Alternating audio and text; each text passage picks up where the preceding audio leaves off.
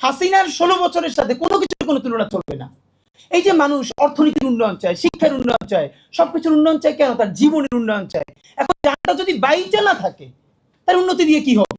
মানুষ শিক্ষা ব্যবস্থা কেন ভালো চায়? তার বাচ্চাটার স্কুলে দিবে, তার বাচ্চাটা বেঁচে না থাকলে, সে নিজে বেঁচে না থাকলে। তা আমাদের গত 16 বছর আমাদের জান এবং জবানের ন্যূনতম নিশ্চয়তা ছিল না। মানে এর থেকে কোন জাহান্নাম হতে পারে যে একটা মানুষ, তাকে গ্রেফতার করা হয়েছে, এরপরে আয়নাঘরে নেয়ার পরে সে কোনোভাবে যখন স্বীকৃতি দিচ্ছে না তাকে জঙ্গি মামলার সাথে অ্যাটাচ করবার জন্য, তারপরে সে আয়নাঘরে তার সামনের সেলে তার স্ত্রীকে এনে ধর্ষণ করা হয়েছে। এরপর তার কাছ থেকে আপনি চক্ষু বন্ধ করে ভাবেন, আপনি এই সময়টা আপনার মায়ের সাথে, আপনার বোনের সাথে, আপনার স্ত্রীর সাথে ঘটছে, যে আপনার সামনে বসে জবানবন্দি নেওয়ার জন্য তাকে ধর্ষণ করা হচ্ছে। একটা ছোট বাচ্চা যে আয়নাঘরে ডক্টর ইউনূস সাহেবের সাথে গিয়েছিল, সে ইন্টারভিউ করছে যে তার মাকে যখন আয়নাঘরে সে পিটিয়েছে, সেও তখন পাশে, সে বাথরুম করে ফেলেছে, তারপর বলেছে আমার মা অনেক ভারী, একটু দাঁড় করাই দাও, তারপর তাকে লাথি মেরে দূরে সরিয়ে দিই। মানে আপনি মুশকিলটা হলো, এখন যে আলোচনাটা করবার দরকার ছিল, গত 16 বছরের এখন পর্যন্ত 1800 মানুষ বেশি যারা গুমের শিকার, যারা অভিযোগ করেছে, এখন পর্যন্ত সেই গুমের শিকার লোকদের আমরা ভিন্ন করে প্রেস কনফারেন্স করেছি। আমরা প্রত্যেকটা গুমের শিকার পরিবারের গল্প জেনেছি। আপনারা জানেন যে যেই সন্তানটা মানে যেই সন্তানটা দুনিয়ায় আসবে এই খবর জেনে বাবা গুম হয়ে গেছে, সেই সন্তানের বয়স এখন 14 বছর 15 বছর, এখনো সে বাবার অপেক্ষা করে। ইলিয়াস আলী ভাই যিনি গুম হয়ে গেছেন বিএনপির, আপনারা জানেন যে ওনার ছেলে ঢাকায় ল প্র্যাকটিস করতো, তারপরে বাইরে চলে গেছে এখন। তো উনি যেই ব্যারিস্টার দোলন ভাইয়ের চেম্বারে প্র্যাকটিস করতো, দোলন ভাই বললো যে জানো, এই আন্দোলনের পরে ইলিয়াস ভাইয়ের ছেলেটা প্রতিদিন একটা সময় এসে আমার কাছে হাউমাউ করে কান্না করতো যে চাচা, এর চেয়ে তো 5ই আগস্ট না হইলে মনে হয় ভালো হতো। বলে কেন? যে এরপরে আমি জানতে পারলাম যে আমার বাবার এরকম মানে কেটে ইট পাথর ঢুকে তারপরে তারে ভাসায় দেওয়া হয়েছে। এর আগ পর্যন্ত তো আমি আমার মা প্রতিদিন একটা আশা বাইতে থাকতাম যে অন্তত আমার বাবা মনে হয় একদিন ফিরতে পারে। তো এই 5ই আগস্ট হয়ে যাওয়ার পর তখন আমি জানি আমার বাবার সাথে এটা হয়েছে, বলে চিৎকার করে কান্নাকাটি করতো। আমাদের মুশকিল হলো আমরা আমাদের জাতির মননে, মনস্তত্ত্বে, কালচারে এই গুম কি প্রত্যেকটা জীবন একটা জীবন তো না। আর একজন ভিকটিম বললেন ভাই যিনি গুম হয়েছে তার সাথে হলেও হতো। এই পুরো আইন শৃঙ্খলা বাহিনীগুলো তার বাবা মা ভাই বোন তার আত্মীয় স্বজনের সাথে মুহুর্মুহু মিথ্যা বলে বছরের পর বছর ঘুরতো। তারা জানো মানুষটাকে মেরে ফেলা হয়েছে, তারা জানতো, কিন্তু ডিবি থেকে বলতো আপনারা এনএসআই এর কাছে যান, এনএসআই বলতো আপনারা ডিজি, এইরকম সারাদিন তাদেরকে তারার উপরে রাখা, মানুষের চাকরি নেয়, ঘর বাড়ি নেয়, তারপর ঋণের উপর ঋণ করে এজেন্সির কাছে দৌড়াতো, অথচ তারা জানতো তাকে খুন করে ফেলা হয়েছে। সুতরাং আমাদের যেটা দরকার, এই যে আমাদের কতগুলো গুম, কতগুলো খুন, এদের নিয়ে আমরা ডকুমেন্টেশন করতে পারলাম কিনা, এদের নিয়ে আমরা এই কথাগুলো জনমানুষে পৌঁছাতে পারলাম কিনা, এই আলোচনাগুলো পৌঁছানো আমাদের অত্যন্ত জরুরি।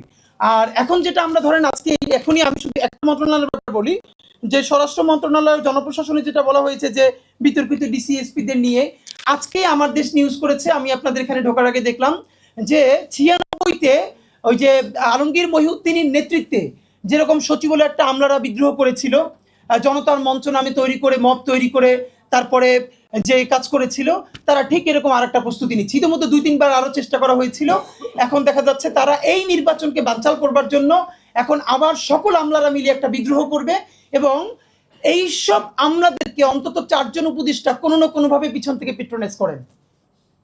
তো এই যে, এবং অনেকে ডক্টর ইউনূসের কথা বলেন, ডক্টর ইউনূস, আপনাদেরকে আজকে আবারও ক্লিয়ার বলি, ডক্টর ইউনূস যেদিন বাংলাদেশের মাটিতে পা রেখেছেন মাত্র 3টে উপদেষ্টা পদ খালি ছিল। ওনাকে আমরা বলেছি আপনি সবার বন্দুক কাঁধে নেবেন কেন? কারণ উনি দেশে আসার আগে সমস্ত উপদেষ্টা পদ ফিল আপ করে ফেলা হয়েছে বিভিন্ন রাজনৈতিক দলের পরামর্শে, বিভিন্ন এম্বাসির পরামর্শে। উনি দেশে আসার পরে জানেন যে মাত্র 3টে উপদেষ্টার পদ খালি আছে। তো এখন আমরা ওনাকে বলেছি আপনি এই ইন্টারিমকে ভেঙে দেন। এটা আমরা বলেছি, আবার বলছি, এই ইন্টারিমের অনেকে বিভিন্ন রাজনৈতিক দলের মুখপাত্র হয়ে সামনে কোন মন্ত্রণালয় বাগানো যায়, যারাই ক্ষমতায় আসবে সেই প্রচেষ্টায় আছে, অথবা আওয়ামী লীগ ক্যারেক্টার কিভাবে অ্যাডভান্টেজ দিয়ে তাদের কাছ থেকে ফাইন্যান্সিয়াল সুবিধা নেওয়া যায় সেই সুযোগে আছে। আপনি ইন্টারিম ভেঙে দেন, ইন্টারিম ভেঙে দিয়ে আপনি শক্তিশালী তত্ত্বাবধায়ক সরকার গঠন করেন। সেই শক্তিশালী এবং আরো একটা আজকে প্রস্তাবনা বলি, যদি তত্ত্বাবধায়ক সরকারের সমস্যা হয় আপনি একদমই 6 মাসের জন্য প্রেসিডেন্সিয়াল ফর্মে চলে যান, আপনি বি দ্য প্রেসিডেন্ট, আপনি হন। এবং আবারও বলছি, এই ডক্টর ইউনূসের ক্যাবিনেটের 101টা সমালোচনা থাকা সত্ত্বেও এখন পর্যন্ত আমরা যেহেতু গণমানুষের সাথে প্রচুর মিশি, প্রচুর কথা বলি, বাংলাদেশের প্রফেসর ইউনূস যদি প্রেসিডেন্ট হিসেবে ইলেকশন করেন, ওনার বিপরীতে ইলেকশন করার বাংলাদেশে কোনো পলিটিক্যাল ক্যারেক্টারও নাই, আমি আপনাদেরকে বলে রাখলাম। বিকজ এখন পর্যন্ত ওনাকে মানুষ ট্রাস্ট করে, পলিটিক্যাল পার্টি করে ফিল করছে, ওনাকে এই ট্রাস্টটা করে কেন?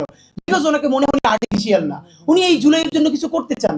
আমাকে ওনার খুব কাছ থেকে দেখা মানুষ বলেছে যে আসিফ এবং নাহিদকে প্রথম দিকে ডক্টর ইউনূস যখন দেখতো উনি লিটারালি কেঁদে ফেলতেন, মানে এই ছেলেগুলো এইভাবে বাংলাদেশকে বাঁচাইছে, উনি কেঁদে ফেলতেন। কিন্তু প্রবলেম হলো আমাদের এই উপদেষ্টা, আমাদের ছেলেরাও যেমনি হোক তাদের ব্যর্থতাই এক ধরনের, যে তারা আসলে আপার হ্যান্ড নিয়ে নিতে পারে নাই। তারা ডক্টর ইউনূসের ফেসকে ব্যবহার করে এইটা আরো যেভাবে কাজে লাগানো উচিত ছিল তারা পারে নাই, তারা ওখানে সংখ্যায় খুব কম। তো এই ফেলিওরটা আমাদের সবার ফেলিওর। আমি বরং এখন যেটা বলতে চাই যে দেখেন আমাদের এই পলিসি পেপারটা তো নিশ্চয়ই সামনে এগিয়ে নিয়ে যেতে হবে, কিন্তু শিক্ষা কতটুকুন ভালো, স্বাস্থ্য কতটুকুন ভালো, পরিবার পরিকল্পনা কতটুকুন ভালো, এগুলো তো হলো রাষ্ট্র যদি বেঁচে থাকে। আপনি লিখে রাখেন আগামী যে নির্বাচনের সময়টা ঘোষিত হয়েছে এর মধ্যে বিভিন্ন মেসাকার হতে পারে এই নির্বাচনকে বানচাল করবার জন্য, এবং আমরা চাই একটা ইলেকটেড গভর্নমেন্ট যদি আসে তাহলে এই আমলারা এরকম করার সুযোগ পাবে না। কিন্তু এই ইলেকশনটা কিভাবে হবে, সেই আগের মতো ইলেকশন হবে? সেই ইলেকশনের জন্য তো মানুষ জীবন দেয় নাই। নির্বাচন লাগবে, কিন্তু ইতিহাসের সেরা নির্বাচন লাগবে যেটা ঈদের মতো উদযাপিত হবে। সেই জন্য যে সংস্কার দরকার প্রফেসর ইউনূসকে আমরা আবারও বলতে চাই, প্লিজ আপনি সেটা করেন, আপনি তত্ত্বাবধায়ক সরকার মুডে চলে যান। এই আমলাদের এবং ওই যে বিএনপির প্রধান সম্ভবত ওই যে বেগম জিয়ার উপদেষ্টা সাবেক সচিব, উনি আজকে সম্ভবত বলেছেন যে 8 জন উপদেষ্টা সম্বন্ধে অনেক তথ্য ওনার কাছে আছে, আমরা এখন পর্যন্ত জানি না, উনি নাম বলেন নাই। তা আমি মনে করি যে এখন এটা ভেঙে দিয়ে তত্ত্বাবধায়ক মোডে চলে যাওয়া দরকার। আর প্লিজ আগামী 6 মাস আমরা মনে করি বিপ্লবী কিছু সিদ্ধান্ত নিয়ে বাস্তবায়নের জন্য 6 মাস ইজ মোর ইনাফ। বিপ্লবী সিদ্ধান্ত নেওয়ার জন্য হাজার হাজার মাস লাগে না, হাজার হাজার বছর লাগে না। তো আপনি তত্ত্বাবধায়ক সরকার মুডে যান বা যেভাবেই করবেন, আপনি দুইটা কাজ করে যান, এই কাজগুলো অটোমেটিকলি ইমপ্রুভমেন্ট ঘটতে থাকবে।